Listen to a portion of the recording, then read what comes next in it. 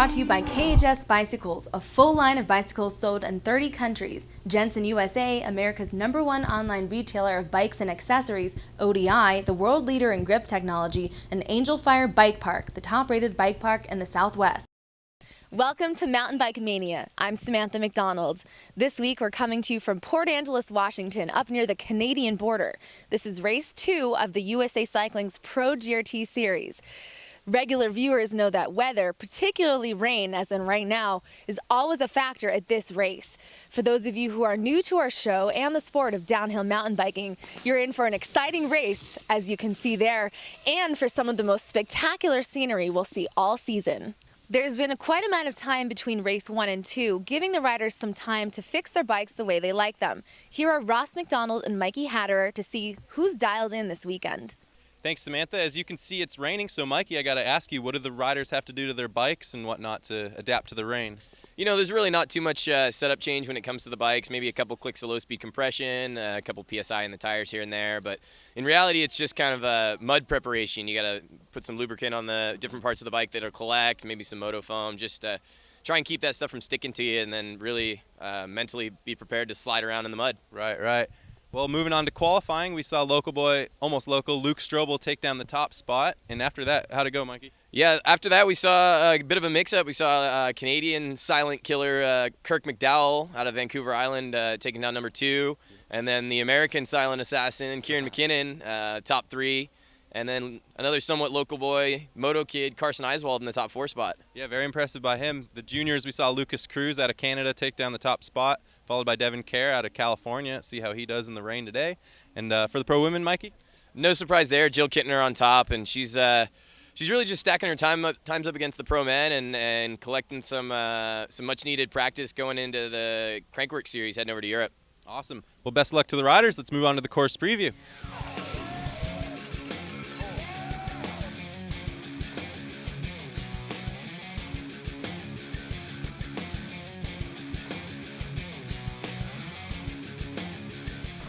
Start dropping in, fun little roller section into the best part of my favorite part of the lap. Nice little road gap. First couple corners, having some fun there. And here we come into the new fresh cut. All sorts of loam, exposed roots. Woo, a little slick there. Woo! Here we are with the Junior X start list, Pro GRT number 2, Port Angeles, Washington, longtime stop on the tour. ODI scoreboard, Lucas Cruz out of Canada taking down the top spot, followed by Devin Kerr out of California. First one we're going to see though, Mikey. Number 8 qualifier, Ben Wallace, part of the Kovaric racing program, taking some pointers from the Carver himself up in BC. On the M16 bike by Intense. Looking like he's wearing a rain jacket. As you can tell, folks, it's still raining here in Port Angeles.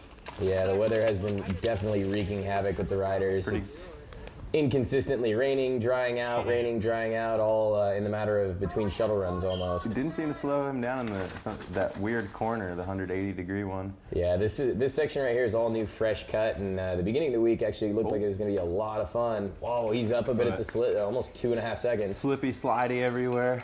He's going to throw down for us here. Jumping down into the long-time Chunderdome. Splashing through puddles left and right. The last creek gap. A little bit difficult here in the rain. There's a bit of a hole in the lip and throwing some riders for a little bit of a loop. Just got to trust it. First place for now. 2:42. That was about 10 seconds. Wow. For a junior, that's really quick. 5 seconds off of our #1 pro men's seed, Luke Strobel. So not slow at all, especially in the wet. Moving on, though, we got Ethan Chandro. Riding for that Trek team.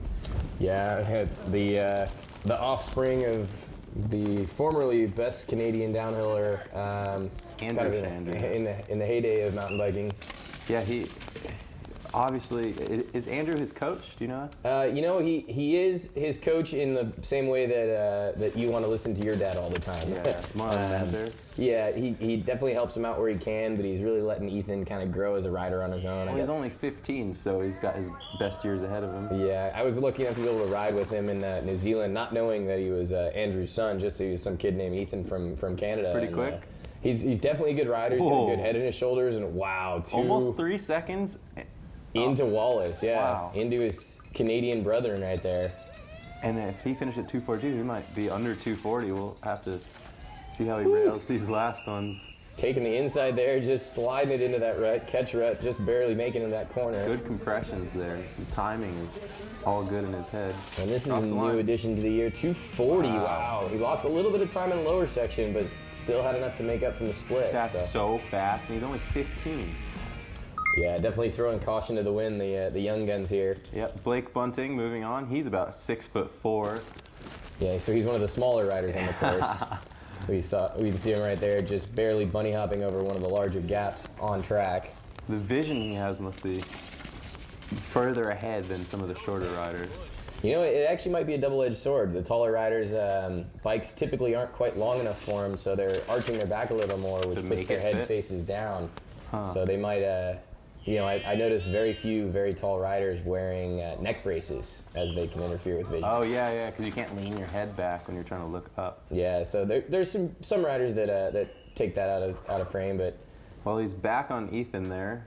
not by much though. He's 2.5, and we saw Ethan lost about a little more than 3/4 of a second in the lower section. He could pull some back, maybe slot himself between Ben Wallace and Ethan there. Yeah, we'll have to see going into these last sections. Not taking any pedals through here, but you know, again, just staying consistent in this type of weather is going to be the hardest thing for these young junior riders. It's a pretty short run, isn't it? 240, 44. Nice. 244, slotting into third for Bunting. All right. Pretty quick. I mean, yeah, it's under 3 minutes. But in the rain, like what kind of effect does that have on you? So it's funny actually riding with a lot of these riders in practice, and here we see Devin Kerr out of Northern California. Your neighbor. Somewhat out of Santa Cruz, Aptos area. Actually lives okay. next door to one of the best slope style tracks on the planet. Isn't he junior national slalom champ? Or? He is, and he actually had a pretty good showing at Sea Otter dual slalom in the elite category, qualifying as a moved up. junior, which is not easy to do.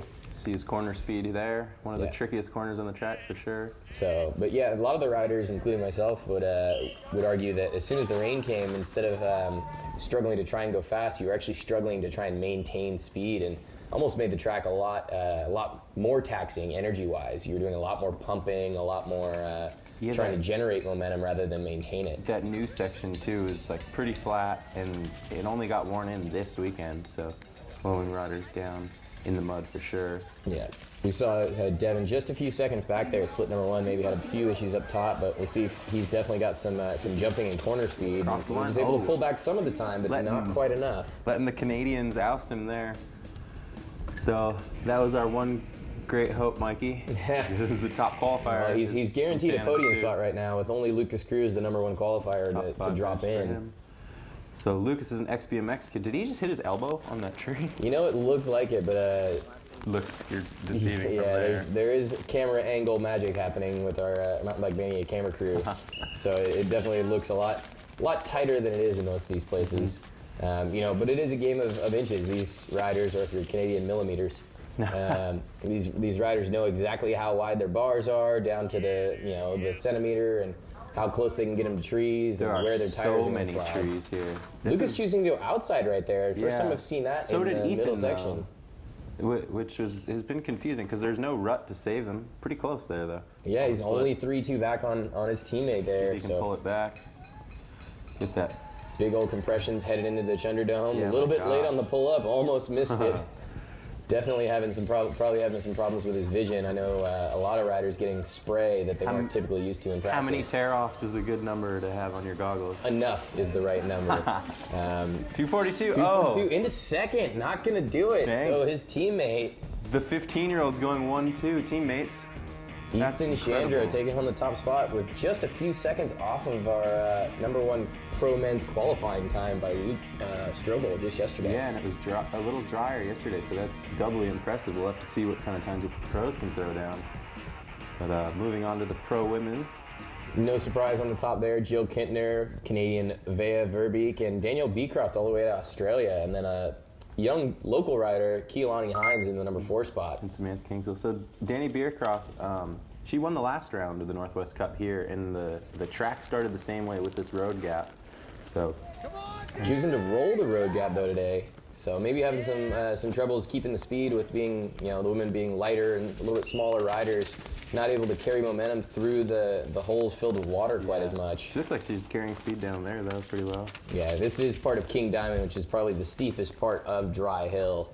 And just a longtime favorite of the riders out here. We always love when we get to ride sections of King Diamond. Definitely.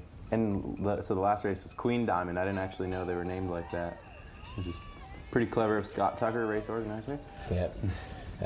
So she just took about 2.5 seconds out of the local girl, Keelani Hines, and choosing to roll that last Chunderdome section and the last creek cap. Again, momentum definitely going to be a problem for these smaller, lighter riders. Cranking over the line. Into the lead, though, 3:09. Oh, putting more time into Keelani as well. There you see Samantha Kingsville back. So it's a good run for Danny right there. But moving forward, we got Vea Verbeek out of just north in Vancouver. I believe she's actually originally from Montreal area, but been living out in Vancouver for a good several years. And better biking, or? I think just less winter is the real one. There's definitely some great riding out in Bromont and some other areas out in Quebec. Yeah. But Vancouver is really kind of the hub of mountain biking in British Columbia, similar to Southern California here in the States. And it's a tropical climate up north in Washington and in the islands, so in theory you get to ride year round, but it'll probably look a lot like it does today here. Yeah, it's, and this winter on the West Coast was exceptionally damp. I'm not sure how much rain North Vancouver got, but I know they definitely got a lot of snow. So, but here she is, 5 seconds faster than Danny Beercroft. So into the last. Oh wow, sending the creek gap. That's one of the first ladies we've seen actually jump the creek gap here at the bottom. She's a World Cupper, isn't she? She is. She is. Nice. Wow. 7 seconds. 7 seconds into Danny out. Wow. Wow. That bottom section. Well, I guess the split was 5 seconds, and that's 7. So. And the reigning queen of crankworks and reigning national champ, ready to put the hurt down.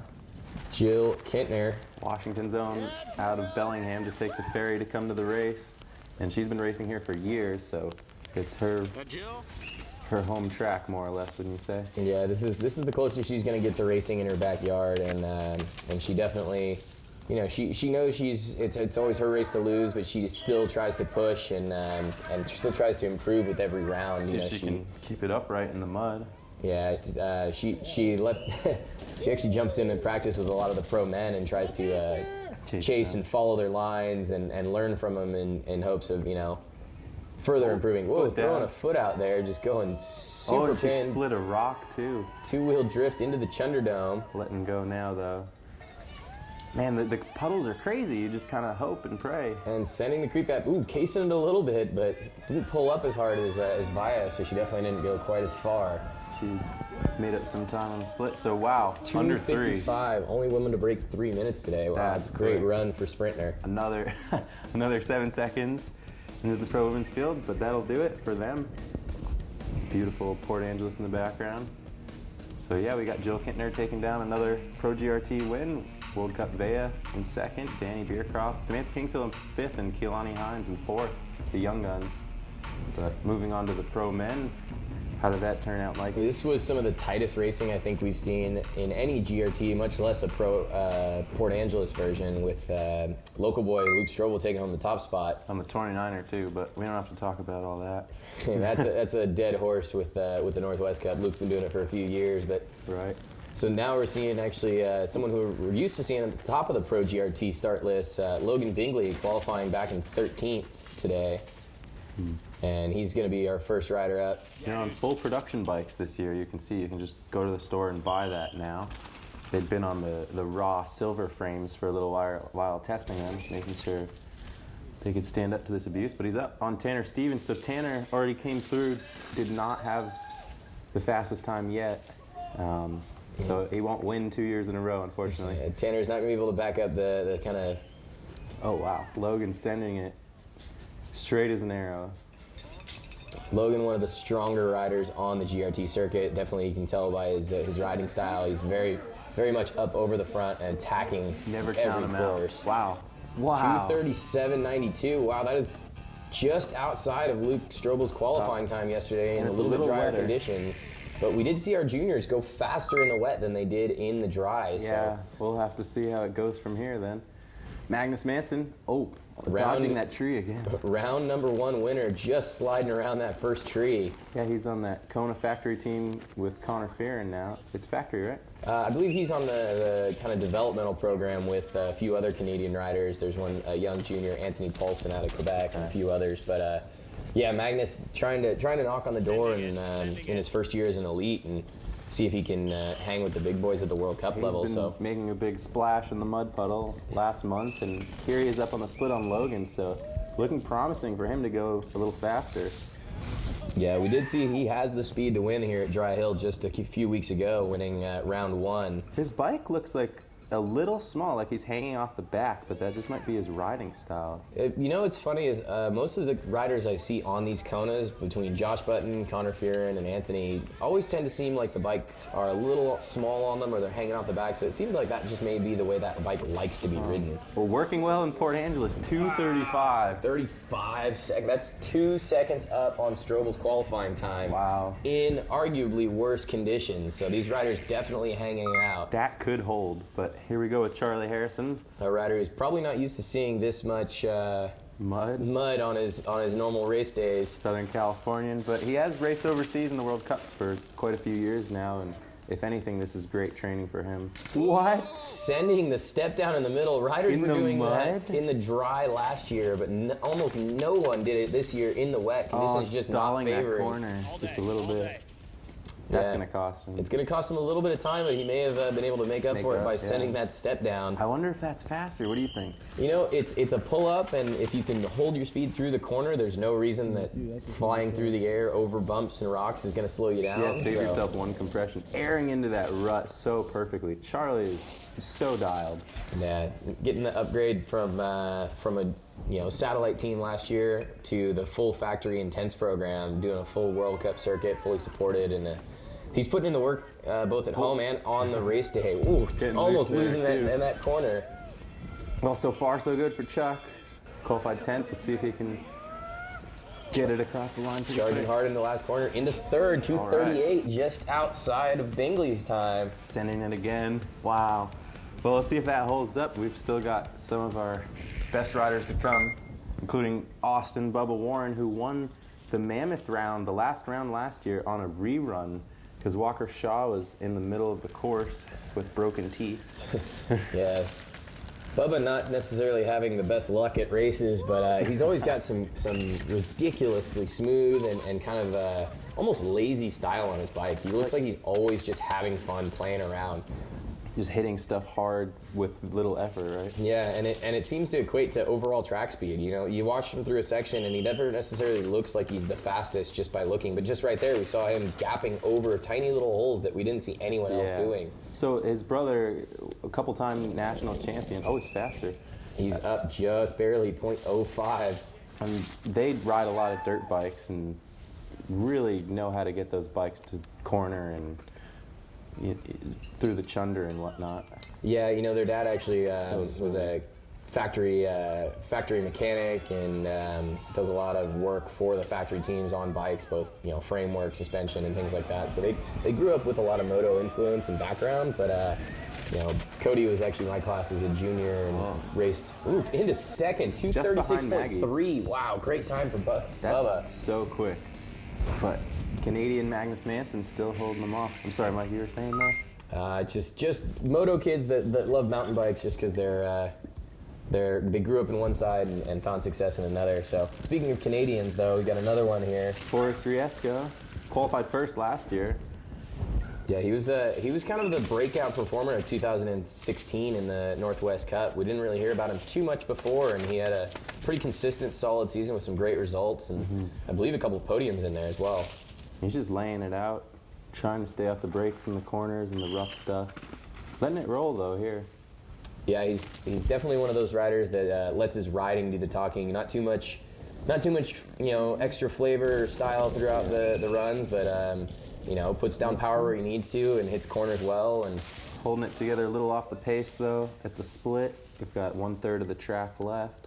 Yep, he's just going in through the supercross section there, looking real smooth. Is it hard to make up time on these last sections? You know, it really is, only because there's so many different corners that you've ridden hundreds of times that, you know, perfect example right there. He took 2 extra pedal strokes going into that corner and still had to yank pretty hard to get over the creek gap. So being smooth sometimes goes farther than... And we saw that work with Bubba's style just a moment ago. Still fast time there though. Yeah, just edging BINGGEL off of the bronze spot, so. But still a little back from Magnus there, so those are the top couple Canadians. And moving on to Mitch Ropolato out of Utah. I wonder if he's used to the mud.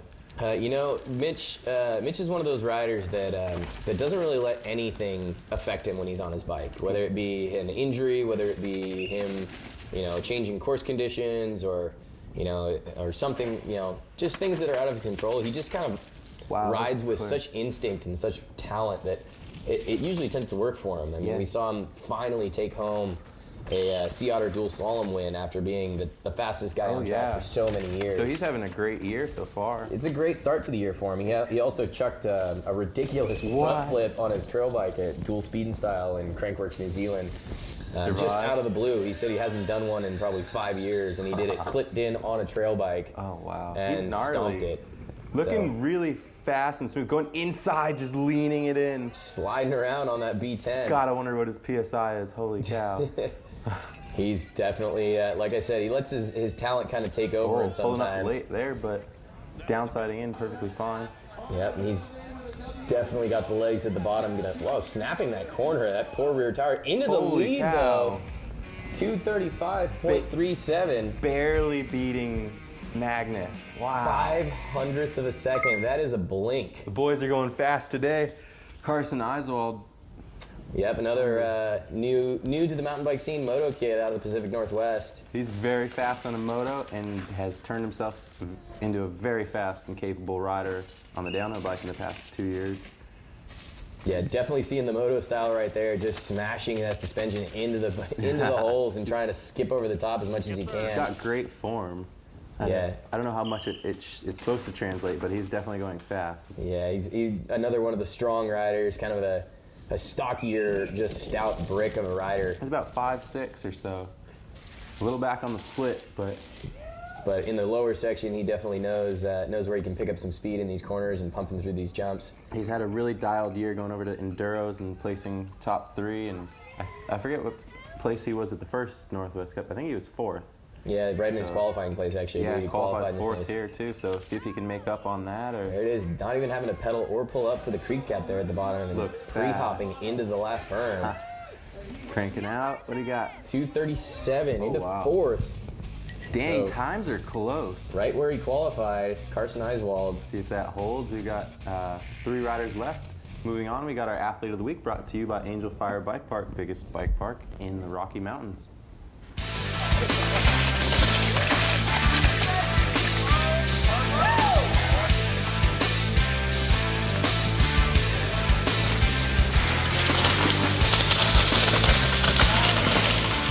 Kieran, you are one of the most consistent riders we've seen, but what do you think are your strengths on a bike?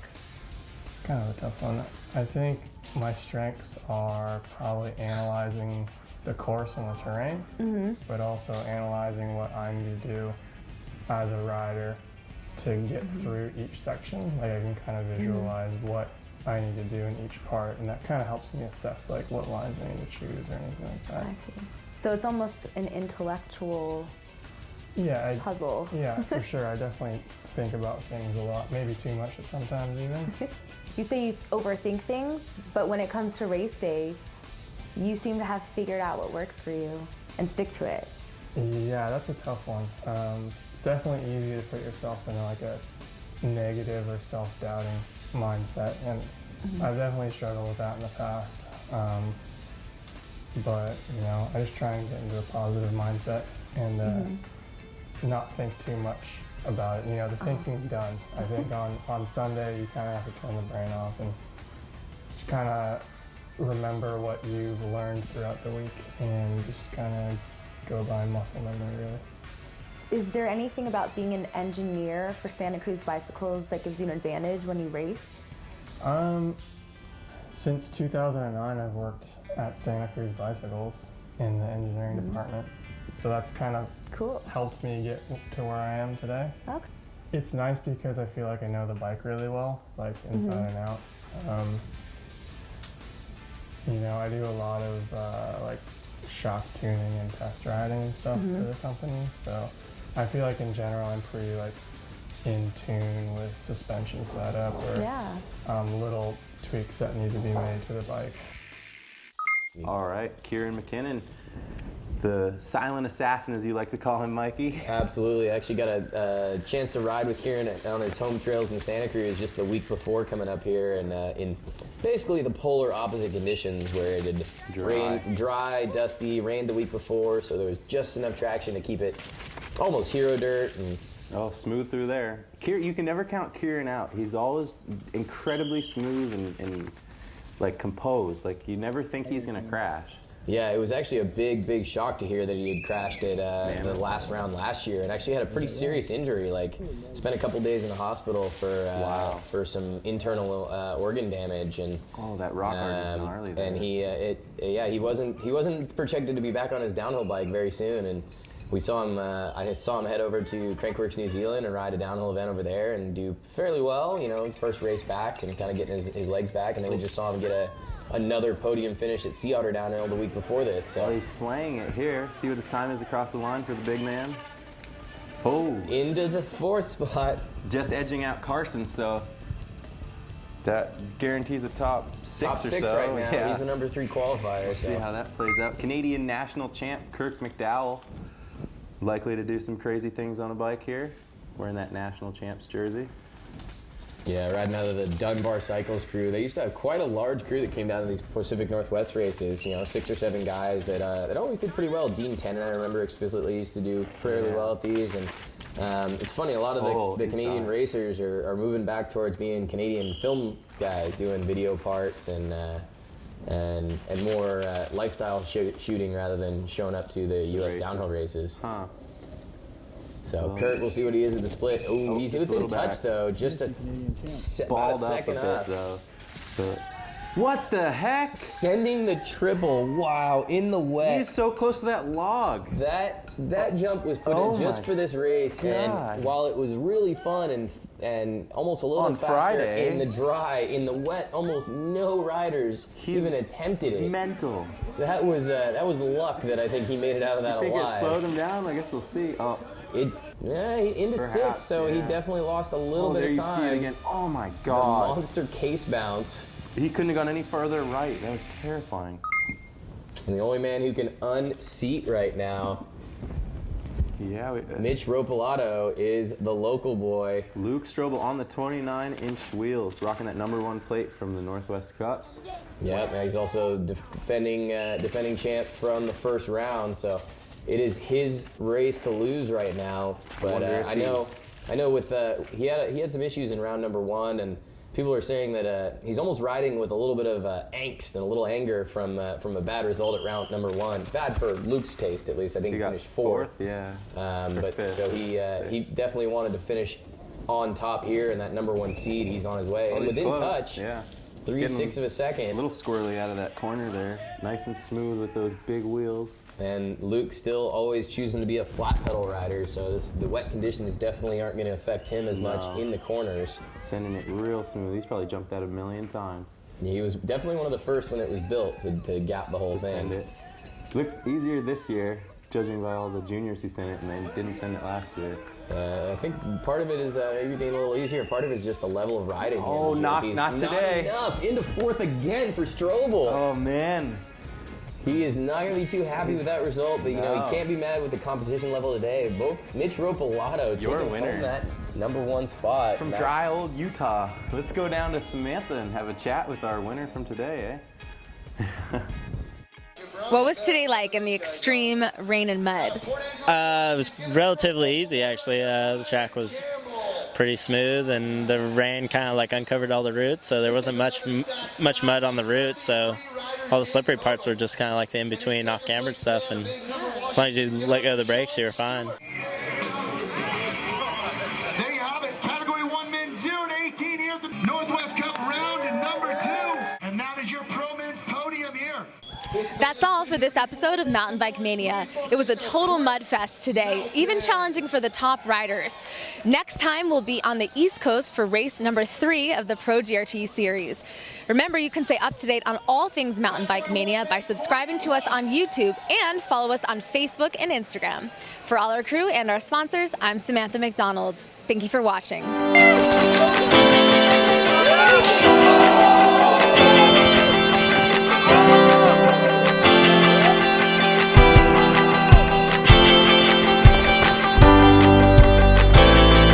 Nice, Dave.